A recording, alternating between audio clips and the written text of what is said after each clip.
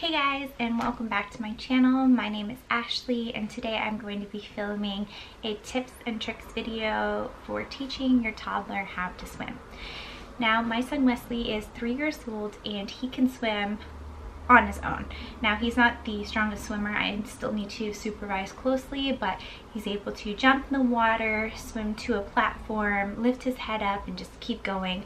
So he's a pretty good swimmer, and swimming is obviously very important because we are surrounded by water. So you definitely want to teach your child how to swim, and maybe you don't want to invest the money because in some places, especially where we're at in the Bay Area, it's quite expensive, and in my opinion, a waste of money to put your son or daughter in swimming lessons when they're so young.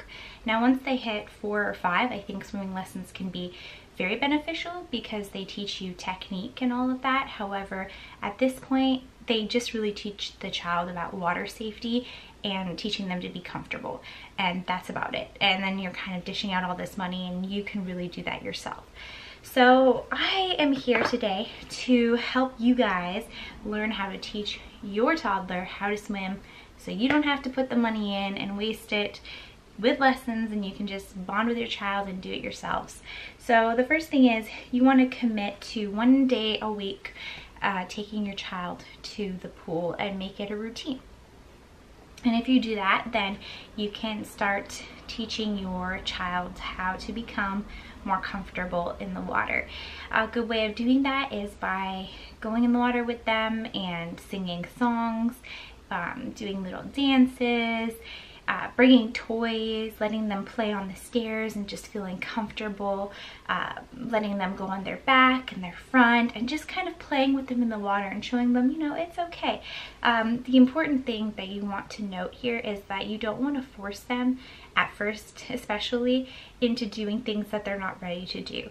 Because trust me, if you ease into it and be patient with your child, and everyone learns at a different speed, if you're patient with them, then they will definitely pick it up and start to feel comfortable doing more things and really test their limits. So definitely don't force them to go underwater or jump in if they're fighting you, because then you're just going to cause them to not trust you and not want to do those things, if you know what I mean. It's going to be a bad relationship with water.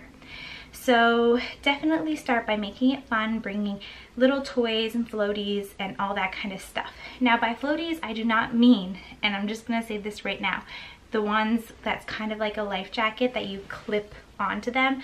I'm talking ones that they can kind of hold on to, like pool noodles.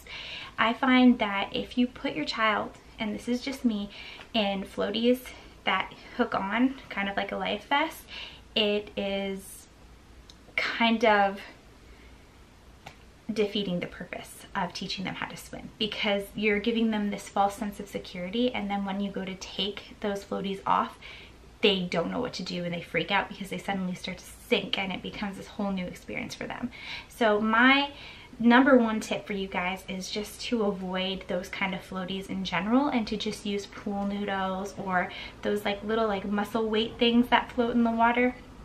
Those are more, like a lot more beneficial for them and a lot more difficult to learn how to use, but that's the point. So yeah, no floaties.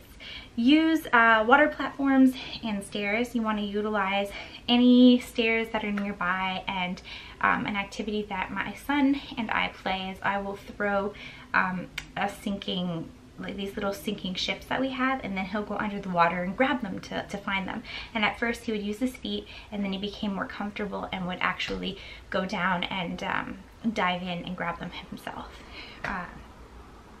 Another thing is you want to get your toddler used to goggles. Wesley hates goggles. I can't. He goes underwater and he just opens his eyes. But if you can, introduce them when they're young and wear a pair yourself, so that this way they see you wearing it and make it a fun thing, so that this way, you know, they can see underwater and it's not hurting their eyes. Another thing, if you can, is bring a friend for your child, because then it kind of encourages and challenges them to test their limits, if you know what I mean. Like if one child is going to jump in the water and your son or daughter sees that, then he is more likely to participate in that new behavior. So you also want to teach them how to hold their breath. So an activity that me and my son do is we go 1, 2, 3, and before I dunk him, I would always count to 3.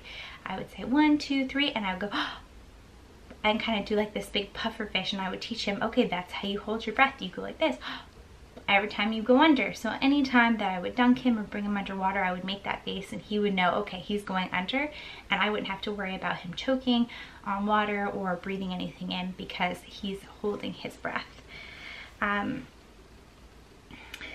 Another thing that is important is, you know, teaching them how to float on their back and just kind of moving them around and showing them flipping them and turning them in the water, just so that they become most comfortable.